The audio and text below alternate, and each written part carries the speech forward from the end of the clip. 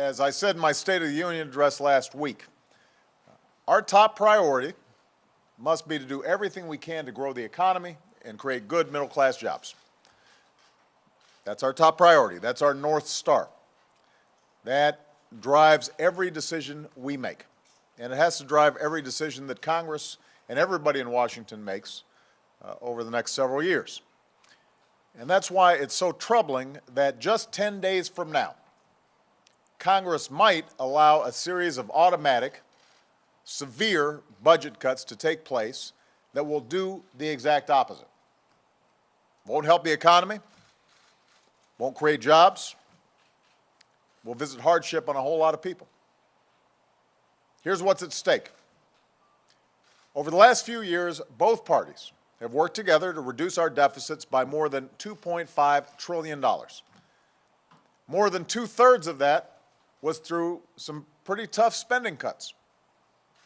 The rest of it was through raising taxes, tax rates on the wealthiest 1% of Americans.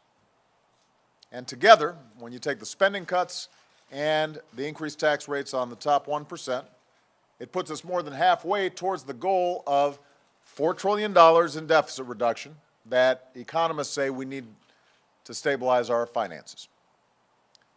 Now, Congress, back in 2011, also passed a law saying that if both parties couldn't agree on a plan to reach that $4 trillion goal, about $1 trillion of additional arbitrary budget cuts would start to take effect this year.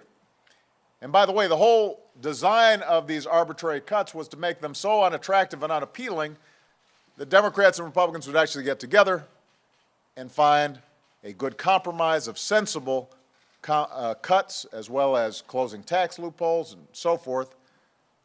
And so this was all designed to say, we can't do these bad cuts, let's do something smarter. That was the whole point of this so-called sequestration. Unfortunately, Congress didn't compromise. They haven't come together and done their jobs. And so as a consequence, we've got these automatic, brutal spending cuts that are poised to happen next Friday.